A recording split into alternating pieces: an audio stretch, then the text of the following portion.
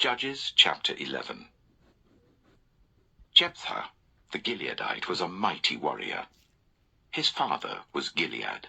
His mother was a prostitute. Gilead's wife also bore him sons, and when they were grown up, they drove Jephthah away. "You are not going to get any inheritance in our family," they said, "because you are the son of another woman." So Jephthah fled from his brothers and settled in the land of Tob, where a gang of scoundrels gathered around him and followed him. Some time later, when the Ammonites were fighting against Israel, the elders of Gilead went to get Jephthah from the land of Tob. "Come," they said, "be our commander, so we can fight the Ammonites." Jephthah said to them, "Didn't you hate me and drive me from my father's house? Why do you come to me now, when you are in trouble?" The elders of Gilead said to him, "Nevertheless, we are turning to you now. Come with us to fight the Ammonites, and you will be head over all of us who live in Gilead." Jephthah answered, "Suppose you take me back to fight the Ammonites, and the Lord gives them to me. Will I really be your head?" The elders of Gilead replied, "The Lord is our witness. We will certainly do as you say." So Jephthah went with the elders of Gilead, and the people made him head and commander over them. And he repeated all his words before the Lord in Mizpah. Then Jephthah sent messengers to the Ammonite king with the question, "What do you have against me that you have attacked my country?" The king of the Ammonites answered Jephthah's messengers, "When Israel came up out of Egypt, they took away my land from the Arnon to the Jabbok, all the way to the Jordan. Now give it back, peaceably." Jephthah sent messengers back to the Ammonite king, saying, "This is what Jephthah says. Israel did not take the land of Moab, or the land of the Ammonites. But when they came up out of Egypt, Israel went through the wilderness to the Red Sea and on to Kadesh. Then Israel sent messengers to the king of Edom, saying, 'Give us permission to go through your country.' But the king of Edom would not listen. They sent also to the king of Moab, and he refused. So Israel stayed at Kadesh. Next they traveled through the wilderness, skirted the lands of Edom and Moab, passed along the eastern side of the country of Moab, and camped on the other side of the Arnon. They did not enter the territory of Moab, for the Arnon was its border. Then Israel sent messengers to Sihon, king of the Amorites, who ruled in Heshbon, and said to him, 'Let us pass through your country to our own place.' Sihon, however, did not trust Israel to pass through his territory. He mustered all his troops and encamped at Jahaz, and fought with Israel. Then the Lord, the God of Israel, gave Sihon and his whole army into Israel's hand, and they defeated them. Israel took over all the land of the Amorites who lived in that country, capturing all of it from the Arnon to the Jabbok, and from the desert to the Jordan. Now since the Lord, the God of Israel, has driven the Amorites out before his people, Israel, what right have you to take it over? Will you not take what your god Chemosh gives you? Likewise, whatever the Lord our God has given us, we will possess. Are you any better than Balak, son of Zippor, king of Moab? Did he ever quarrel with Israel or fight with them? For 300 years Israel occupied Heshbon, Aroer, the surrounding settlements, and all the towns along the Arnon. Why didn't you retake them during that time? I've not wronged you, but you are doing me wrong by waging war against me. Let the Lord, the judge, decide the dispute this day between the Israelites and the Ammonites." The king of Ammon, however, paid no attention to the message Jephthah sent him. Then the Spirit of the Lord came on Jephthah.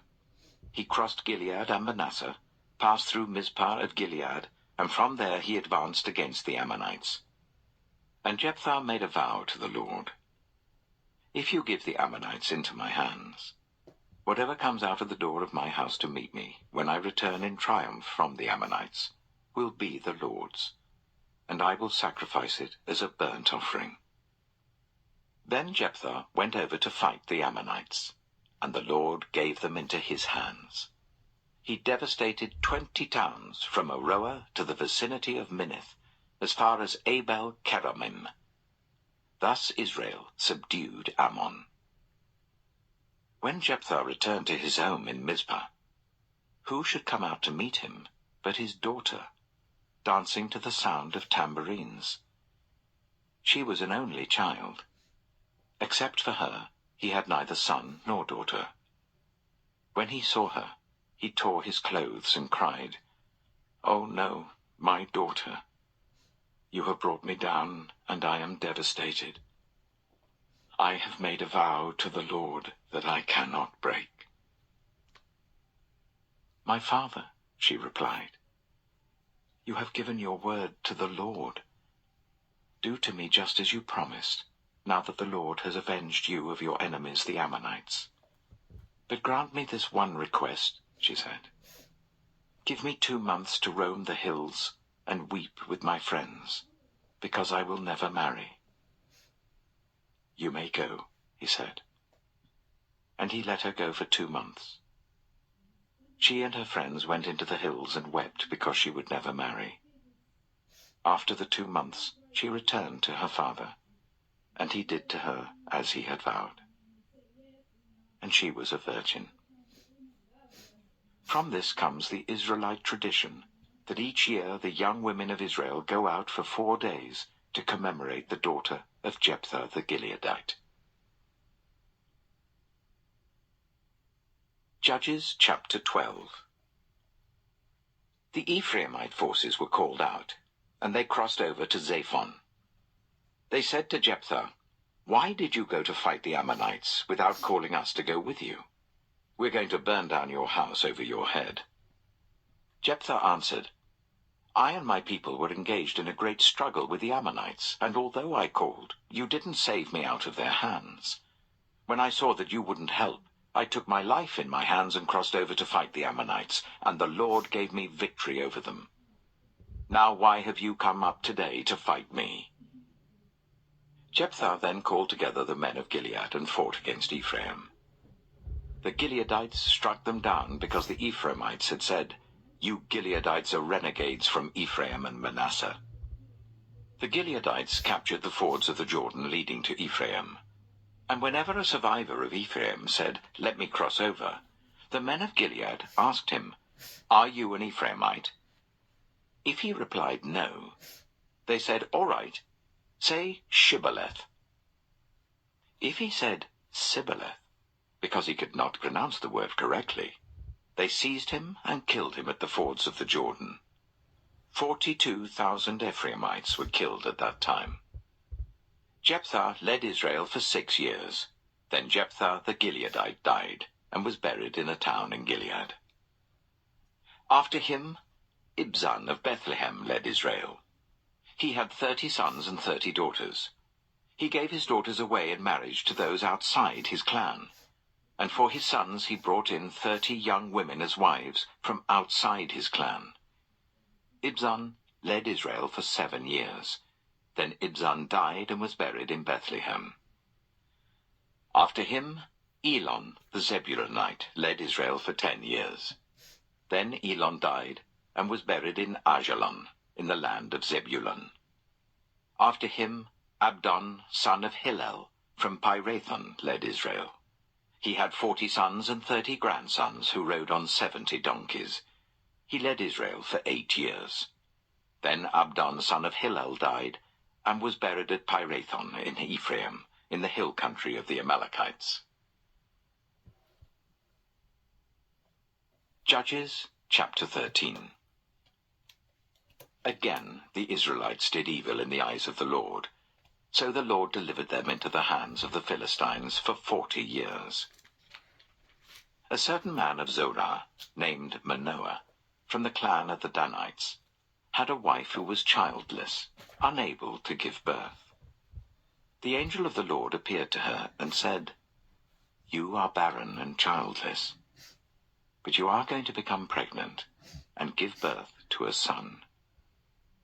Now see to it that you drink no wine or other fermented drink, and that you do not eat anything unclean. You will become pregnant, and have a son whose head is never to be touched by a razor, because the boy is to become a Nazirite, dedicated to God from the womb. He will take the lead in delivering Israel from the hands of the Philistines." Then the woman went to her husband and told him, "A man of God came to me. He looked like an angel of God, very awesome. I didn't ask him where he came from, and he didn't tell me his name. But he said to me, 'You will become pregnant and have a son. Now then, drink no wine or other fermented drink, and do not eat anything unclean, because the boy will be a Nazirite of God from the womb until the day of his death.'" Then Manoah prayed to the Lord, "Pardon your servant, Lord. I beg you to let the man of God you sent to us come again to teach us how to bring up the boy who's to be born." God heard Manoah, and the angel of God came again to the woman while she was out in the field, but her husband Manoah was not with her. The woman hurried to tell her husband, "He's here, the man who appeared to me the other day." Manoah got up and followed his wife. When he came to the man, he said, "Are you the man who talked to my wife?" "I am," he said. So Manoah asked him, "When your words are fulfilled, what is to be the rule that governs the boy's life and work?" The angel of the Lord answered, "Your wife must do all that I have told her. She must not eat anything that comes from the grapevine, nor drink any wine or other fermented drink, nor eat anything unclean. She must do everything I have commanded her." Manoah said to the angel of the Lord, "We would like you to stay until we prepare a young goat for you." The angel of the Lord replied, "Even though you detain me, I will not eat any of your food. But if you prepare a burnt offering, offer it to the Lord."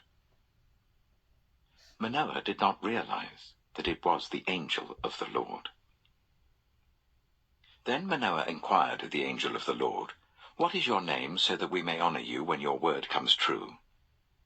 He replied, "Why do you ask my name? It is beyond understanding." Then Manoah took a young goat, together with the grain offering, and sacrificed it on a rock to the Lord.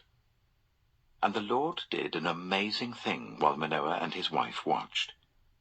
As the flame blazed up from the altar towards heaven, the angel of the Lord ascended in the flame. Seeing this, Manoah and his wife fell with their faces to the ground. When the angel of the Lord did not show himself again to Manoah and his wife, Manoah realized that it was the angel of the Lord. "We are doomed to die," he said to his wife. "We have seen God." But his wife answered, "If the Lord had meant to kill us, he would not have accepted a burnt offering and grain offering from our hands, nor shown us all these things, or now told us this." The woman gave birth to a boy and named him Samson. He grew, and the Lord blessed him. And the Spirit of the Lord began to stir him while he was in Mahaneh-dan, between Zorah and Eshtaol. Judges chapter 14. Samson went down to Timnah, and saw there a young Philistine woman. When he returned, he said to his father and mother, "I have seen a Philistine woman in Timnah. Now get her for me as my wife." His father and mother replied, "Isn't there an acceptable woman among your relatives or among all our people? Must you go to the uncircumcised Philistines to get a wife?" But Samson said to his father, "Get her for me. She's the right one for me." His parents did not know that this was from the Lord, who was seeking an occasion to confront the Philistines, for at that time they were ruling over Israel. Samson went down to Timnah together with his father and mother. As they approached the vineyards of Timnah, suddenly a young lion came roaring towards him. The Spirit of the Lord came powerfully upon him, so that he tore the lion apart with his bare hands, as he might have torn a young goat. But he told neither his father nor his mother what he had done. Then he went down and talked with the woman, and he liked her. Some time later, when he went back to marry her, he turned aside to look at the lion's carcass, and in it he saw a swarm of bees and some honey. He scooped out the honey with his hands and ate as he went along. When he rejoined his parents, he gave them some, and they too ate it. But he did not tell them that he had taken the honey from the lion's carcass. Now his father went down to see the woman, and there Samson held a feast, as was customary for young men. When the people saw him, they chose 30 men to be his companions. "Let me tell you a riddle," Samson said to them. "If you can give me the answer within the 7 days of the feast, I will give you 30 linen garments and 30 sets of clothes. If you can't tell me the answer, you must give me 30 linen garments and 30 sets of clothes." "Tell us your riddle," they said. "Let's hear it." He replied, "Out of the eater, something to eat. Out of the strong, something sweet." For 3 days they could not give the answer. On the 4th day they said to Samson's wife, "Coax your husband into explaining the riddle for us, or we will burn you and your father's household to death. Did you invite us here to steal our property?" Then Samson's wife threw herself on him, sobbing, "You hate me. You don't really love me. You've given my people a riddle, but you haven't told me the answer." "I haven't even explained it to my father or mother," he replied, "so why should I explain it to you?" She cried the whole 7 days of the feast. So on the 7th day he finally told her, because she continued to press him. She, in turn, explained the riddle to her people. Before sunset on the 7th day, the men of the town said to him, "What is sweeter than honey? What is stronger than a lion?" Samson said to them, "If you had not ploughed with my heifer, you would not have solved my riddle." Then the Spirit of the Lord came powerfully upon him. He went down to Ashkelon, struck down 30 of their men, stripped them of everything, and gave their clothes to those who had explained the riddle. Burning with anger, he returned to his father's home, and Samson's wife was given to one of his companions who had attended him at the feast. Judges chapter 15. Later on, at the time of wheat harvest, Samson took a young goat and went to visit his wife. He said, "I'm going to my wife's room." But her father would not let him go in. "I was so sure you hated her," he said, "that I gave her to your companion. Isn't her younger sister more attractive? Take her instead." Samson said to them, "This time I have a right to get even with the Philistines. I will really harm them." So he went out and caught 300 foxes, and tied them tail to tail in pairs. He then fastened a torch to every pair of tails, lit the torches, and let the foxes loose in the standing corn of the Philistines. He burned up the shocks and standing corn, together with the vineyards and olive groves. When the Philistines asked, "Who did this?" they were told, "Samson the Timnite's son-in-law, because his wife was given to his companion." So the Philistines went up and burned her and her father to death. Samson said to them, "Since you have acted like this, I swear that I won't stop until I get my revenge on you." He attacked them viciously and slaughtered many of them. Then he went down and stayed in a cave in the rock of Etam. The Philistines went up and camped in Judah, spreading out near Lehi.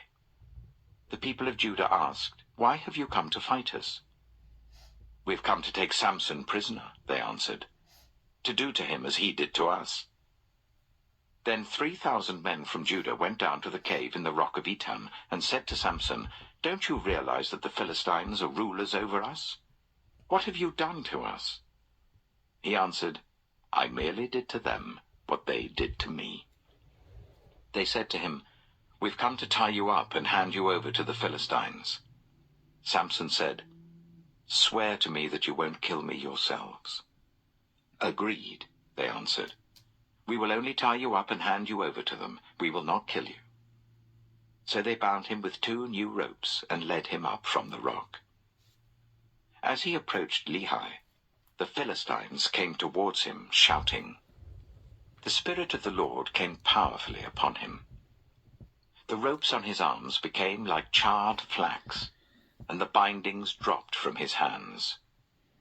Finding a fresh jawbone of a donkey, he grabbed it and struck down 1,000 men. Then Samson said, "With a donkey's jawbone I have made donkeys of them. With a donkey's jawbone I have killed 1,000 men." When he finished speaking, he threw away the jawbone, and the place was called Ramath-Lehi. Because he was very thirsty, he cried out to the Lord, "You have given your servant this great victory. Must I now die of thirst and fall into the hands of the uncircumcised?" Then God opened up the hollow place in Lehi, and water came out of it. When Samson drank, his strength returned, and he revived. So the spring was called En-Hakkore, and it is still there in Lehi. Samson led Israel for 20 years in the days of the Philistines. Judges chapter 16. One day, Samson went to Gaza, where he saw a prostitute. He went in to spend the night with her. The people of Gaza were told, "Samson is here." So they surrounded the place and lay in wait for him all night at the city gate. They made no move during the night, saying, "At dawn we will kill him." But Samson lay there only until the middle of the night. Then he got up and took hold of the doors of the city gate, together with the 2 posts, and tore them loose, bar and all. He lifted them to his shoulders and carried them to the top of the hill that faces Hebron. Some time later, he fell in love with a woman in the valley of Sorek, whose name was Delilah. The rulers of the Philistines went to her and said, "See if you can lure him into showing you the secret of his great strength, and how we can overpower him, so that we may tie him up and subdue him. Each one of us will give you 1,100 shekels of silver." So Delilah said to Samson, "Tell me the secret of your great strength, and how you can be tied up and subdued." Samson answered her, "If anyone ties me with 7 fresh bowstrings that have not been dried, I'll become as weak as any other man." Then the rulers of the Philistines brought her 7 fresh bowstrings that had not been dried, and she tied him with them. With men hidden in the room, she called to him, "Samson, the Philistines are upon you." But he snapped the bowstrings as easily as a piece of string snaps when it comes close to a flame. So the secret of his strength was not discovered. Then Delilah said to Samson, "You've made a fool of me. You lied to me.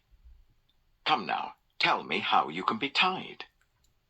He said, "If anyone ties me securely with new ropes that have never been used, I'll become as weak as any other man." So Delilah took new ropes and tied him with them. Then, with men hidden in the room, she called to him, "Samson, the Philistines are upon you." But he snapped the ropes off his arms as if they were threads. Delilah then said to Samson, "All this time you've been making a fool of me and lying to me. Tell me how you can be tied." He replied, "If you weave the 7 braids of my head into the fabric on the loom and tighten it with a pin, I'll become as weak as any other man." So while he was sleeping, Delilah took the 7 braids of his head, wove them into the fabric, and tightened it with a pin. Again she called to him, "Samson, the Philistines are upon you." He woke from his sleep and pulled up the pin and the loom with the fabric. Then she said to him, "How can you say, 'I love you,' when you won't confide in me? This is the 3rd time you've made a fool of me and haven't told me the secret of your great strength." With such nagging, she prodded him day after day until he was sick to death of it. So he told her everything. "No razor has ever been used on my head," he said, "because I've been a Nazirite dedicated to God from my mother's womb. If my head was shaved, my strength would leave me, and I would become as weak as any other man." When Delilah saw that he had told her everything, she sent word to the rulers of the Philistines, "Come back once more. He has told me everything." So the rulers of the Philistines returned with the silver in their hands. After putting him to sleep on her lap, she called for someone to shave off the 7 braids of his hair, and so began to subdue him. And his strength left him. Then she called, "Samson, the Philistines are upon you." He woke from his sleep and thought, "I'll go out as before and shake myself free." But he did not know that the Lord had left him. Then the Philistines seized him, gouged out his eyes, and took him down to Gaza. Binding him with bronze shackles, they set him to grinding corn in the prison. But the hair on his head began to grow again after it had been shaved. Now the rulers of the Philistines assembled to offer a great sacrifice to Dagon, their god, and to celebrate, saying, "Our God has delivered Samson, our enemy, into our hands." When the people saw him, they praised their God, saying, "Our God has delivered our enemy into our hands, the one who laid waste our land and multiplied our slain." While they were in high spirits, they shouted, "Bring out Samson to entertain us."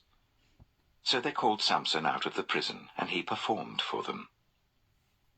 When they stood him among the pillars, Samson said to the servant who held his hands, "Put me where I can feel the pillars that support the temple, so that I may lean against them." Now the temple was crowded with men and women. All the rulers of the Philistines were there, and on the roof were about 3,000 men and women watching Samson perform. Then Samson prayed to the Lord, "Sovereign Lord, remember me.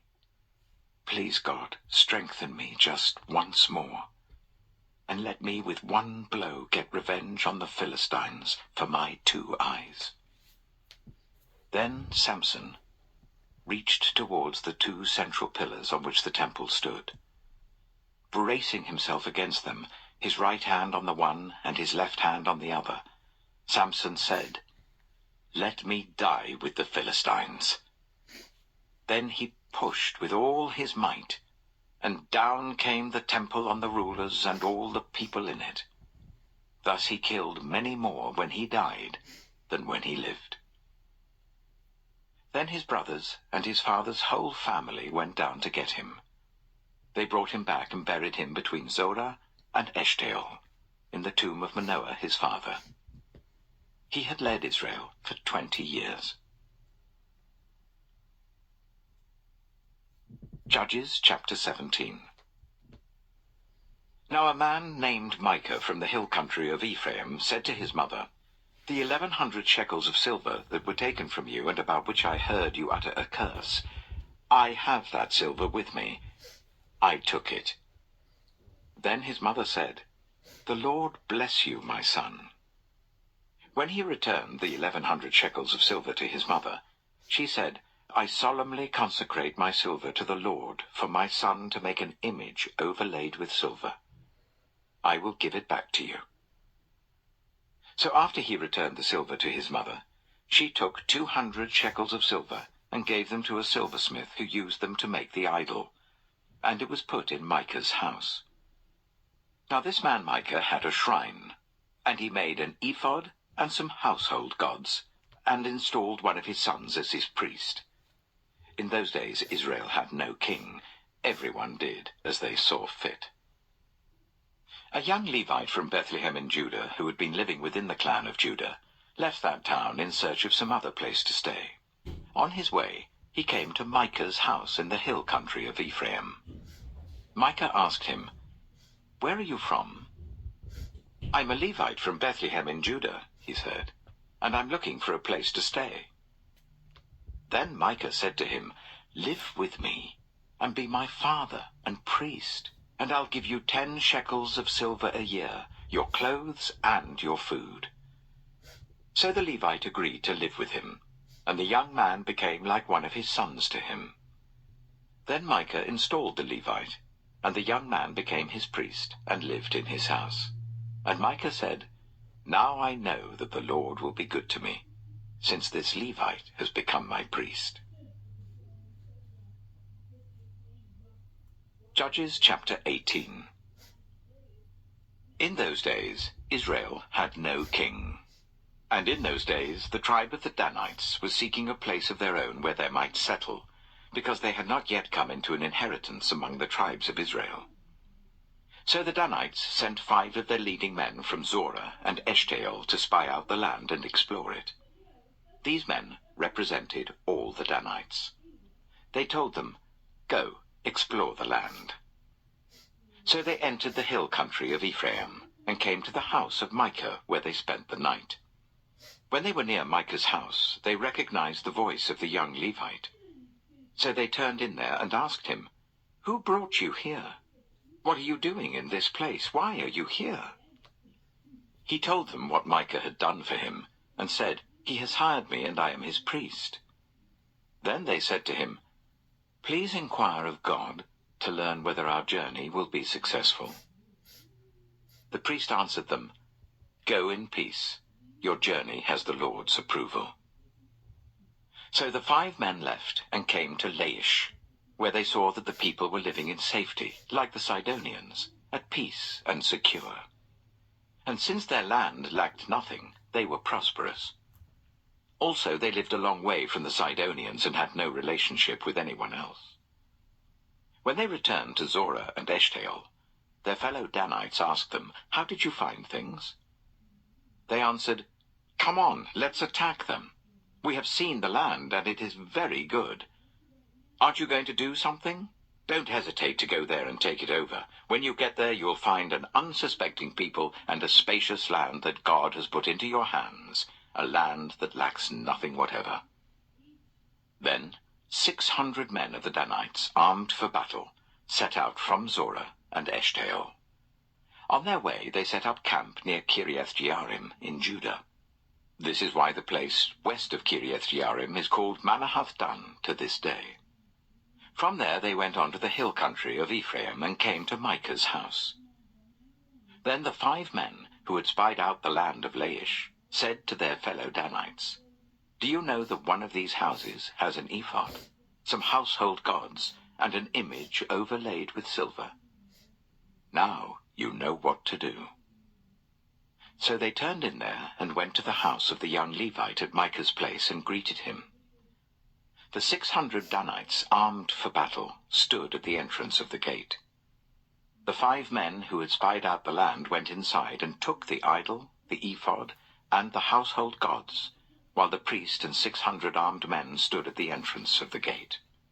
When the 5 men went into Micah's house and took the idol, the ephod, and the household gods, the priest said to them, "What are you doing?" They answered him, "Be quiet, don't say a word. Come with us and be our father and priest. Isn't it better that you serve a tribe and clan in Israel as priest, rather than just one man's household?" The priest was very pleased. He took the ephod, the household gods, and the idol, and went along with the people.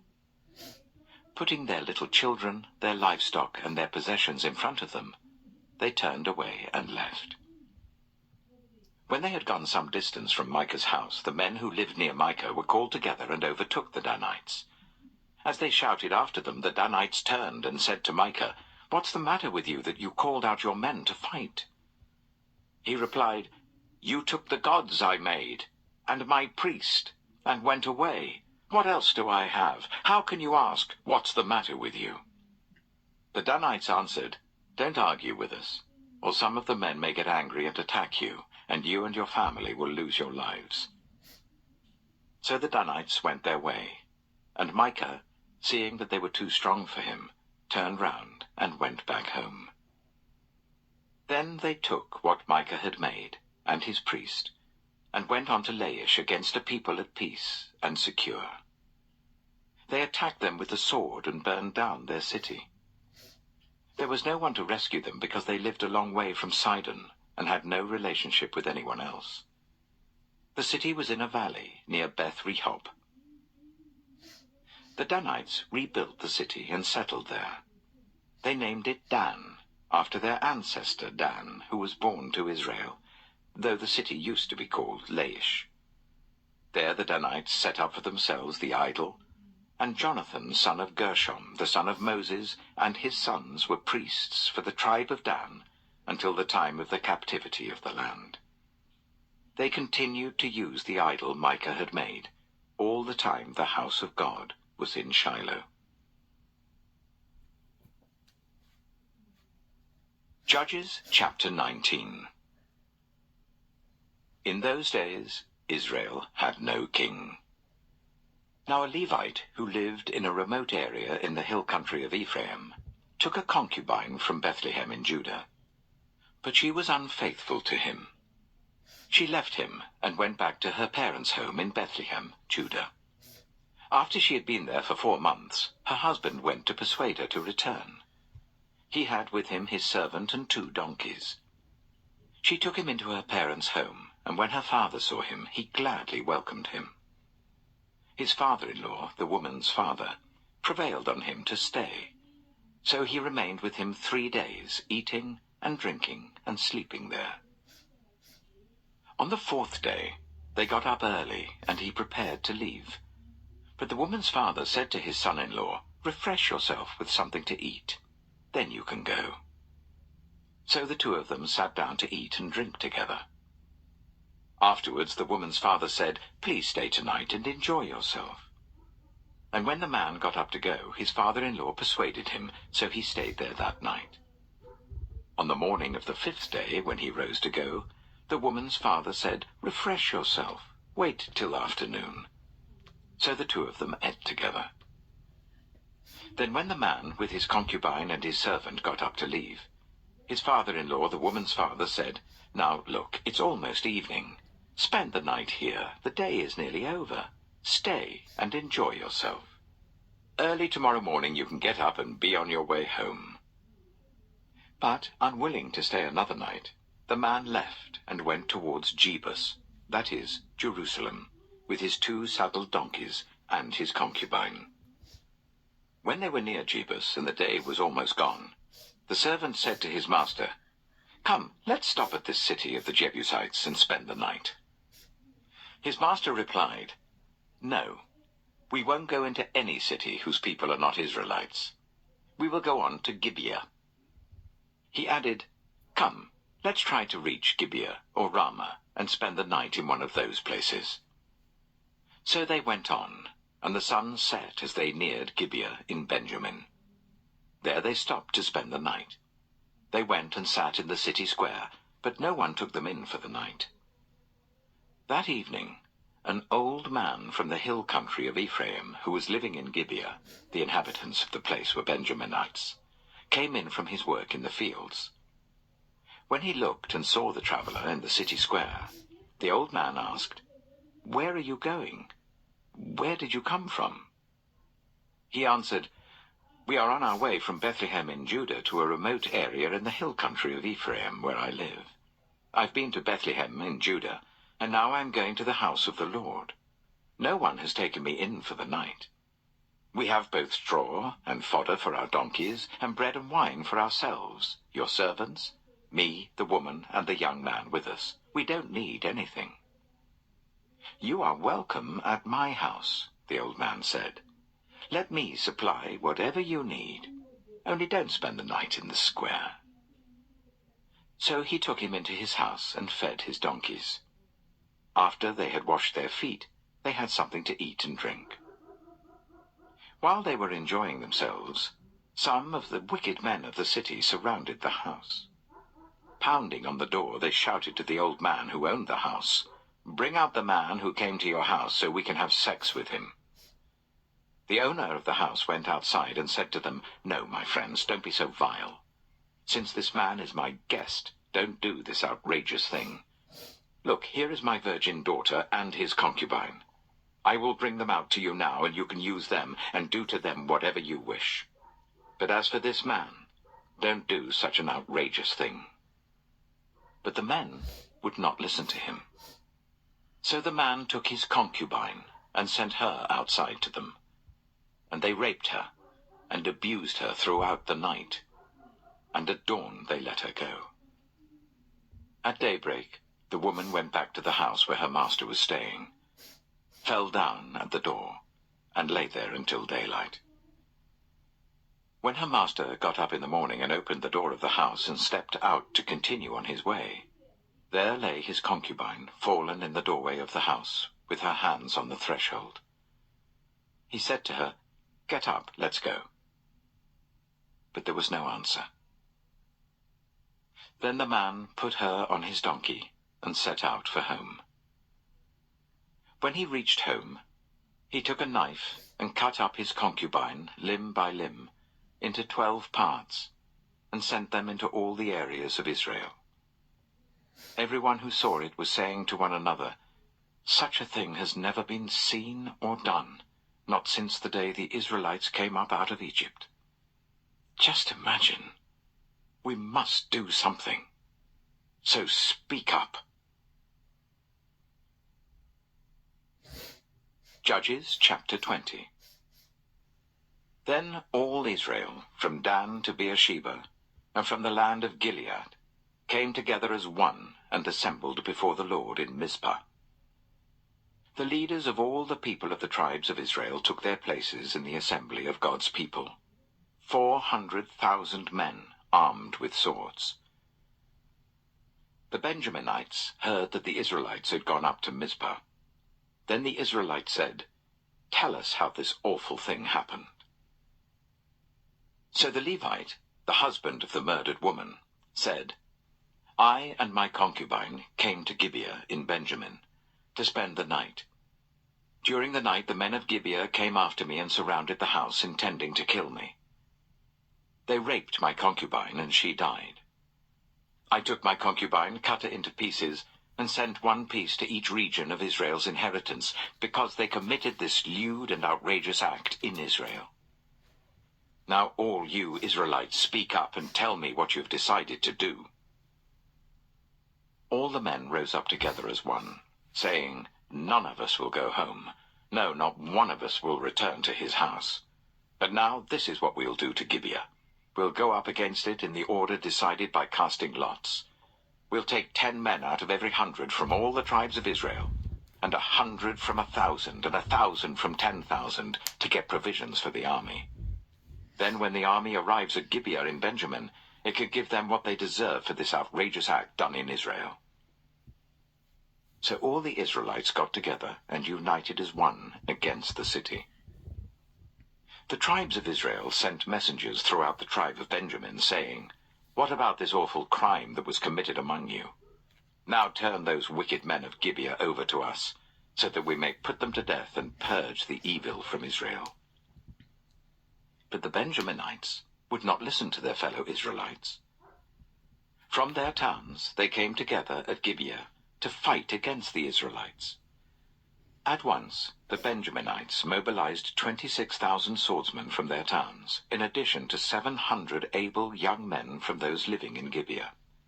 Among all these soldiers there were 700 select troops who were left-handed, each of whom could sling a stone at a hair and not miss. Israel, apart from Benjamin, mustered 400,000 swordsmen, all of them fit for battle. The Israelites went up to Bethel and inquired of God. They said, "Who of us is to go up first to fight against the Benjaminites?" The Lord replied, "Judah shall go first." The next morning, the Israelites got up and pitched camp near Gibeah. The Israelites went out to fight the Benjaminites and took up battle positions against them at Gibeah. The Benjaminites came out of Gibeah and cut down 22,000 Israelites on the battlefield that day. But the Israelites encouraged one another and again took up their positions where they had stationed themselves the first day. The Israelites went up and wept before the Lord until evening. And they inquired of the Lord. They said, "Shall we go up again to fight against the Benjaminites, our fellow Israelites?" The Lord answered, "Go up against them." Then the Israelites drew near to Benjamin the second day. This time, when the Benjaminites came out from Gibeah to oppose them, they cut down another 18,000 Israelites, all of them armed with swords. Then all the Israelites, the whole army, went up to Bethel, and there they sat, weeping before the Lord. They fasted that day until evening, and presented burnt offerings and fellowship offerings to the Lord. And the Israelites inquired of the Lord. In those days the ark of the covenant of God was there, with Phinehas, son of Eleazar, the son of Aaron, ministering before it. They asked, "Shall we go up again to fight against the Benjaminites, our fellow Israelites, or not?" The Lord responded, "Go, for tomorrow I will give them into your hands." Then Israel set an ambush around Gibeah. They went up against the Benjaminites on the third day, and took up positions against Gibeah as they had done before. The Benjaminites came out to meet them, and were drawn away from the city. They began to inflict casualties on the Israelites as before, so that about 30 men fell in the open field and on the roads, the one leading to Bethel and the other to Gibeah. While the Benjaminites were saying, "We are defeating them as before," the Israelites were saying, "Let's retreat and draw them away from the city to the roads." All of the men of Israel moved from their places and took up positions at Baal Tamar, and the Israelite ambush charged out of its place on the west of Gibeah. Then 10,000 of Israel's able young men made a frontal attack on Gibeah. The fighting was so heavy that the Benjaminites did not realize how near disaster was. The Lord defeated Benjamin before Israel, and on that day the Israelites struck down 25,100 Benjaminites, all armed with swords. Then the Benjaminites saw that they were beaten. Now the men of Israel had given way before Benjamin, because they relied on the ambush they had set near Gibeah. Those who had been in ambush made a sudden dash into Gibeah, spread out and put the whole city to the sword. The Israelites had arranged with the ambush so that they should send up a great cloud of smoke from the city, and then the Israelites would counterattack. The Benjaminites had begun to inflict casualties on the Israelites, about 30, and they said, "We are defeating them as in the first battle." But when the column of smoke began to rise from the city, the Benjaminites turned and saw the whole city going up in smoke. Then the Israelites counterattacked, and the Benjaminites were terrified, because they realized that disaster had come on them. So they fled before the Israelites in the direction of the wilderness, but they could not escape the battle. And the Israelites who came out of the towns cut them down there. They surrounded the Benjaminites, chased them, and easily overran them in the vicinity of Gibeah on the east. 18,000 Benjaminites fell, all of them valiant fighters. As they turned and fled towards the wilderness to the rock of Rimmon, the Israelites cut down 5,000 men along the roads. They kept pressing after the Benjaminites as far as Gidom, and struck down 2,000 more. On that day, 25,000 Benjaminite swordsmen fell, all of them valiant fighters. But 600 of them turned and fled into the wilderness to the rock of Rimmon, where they stayed for 4 months. The men of Israel went back to Benjamin and put all the towns to the sword, including the animals and everything else they found. All the towns they came across they set on fire. Judges chapter 21. The men of Israel had taken an oath at Mizpah. "Not one of us will give his daughter in marriage to a Benjaminite." The people went to Bethel, where they sat before God until evening, raising their voices and weeping bitterly. "Lord, God of Israel," they cried, "why has this happened to Israel? Why should one tribe be missing from Israel today?" Early the next day the people built an altar and presented burnt offerings and fellowship offerings. Then the Israelites asked, Who from all the tribes of Israel has failed to assemble before the Lord? For they had taken a solemn oath that anyone who failed to assemble before the Lord at Mizpah was to be put to death. Now the Israelites grieved for the tribe of Benjamin, their fellow Israelites. Today 1 tribe is cut off from Israel, they said. How can we provide wives for those who are left, since we have taken an oath by the Lord not to give them any of our daughters in marriage? Then they asked, which one of the tribes of Israel failed to assemble before the Lord at Mizpah? They discovered that no one from Jabesh-Gilead had come to the camp for the assembly. For when they counted the people, they found that none of the people of Jabesh-Gilead were there. So the assembly sent 12,000 fighting men with the instructions to go to Jabesh-Gilead and put to the sword those living there, including the women and children. This is what you are to do, they said. Kill every male and every woman who is not a virgin. They found among the people living in Jabesh-Gilead 400 young women who had never slept with a man, and they took them to the camp at Shiloh in Canaan. Then the whole assembly sent an offer of peace to the Benjaminites at the rock of Rimmon. So the Benjaminites returned at that time, and were given the women of Jabesh-Gilead who had been spared. But there were not enough for all of them. The people grieved for Benjamin because the Lord had made a gap in the tribes of Israel. And the elders of the assembly said, with the women of Benjamin destroyed, how shall we provide wives for the men who are left?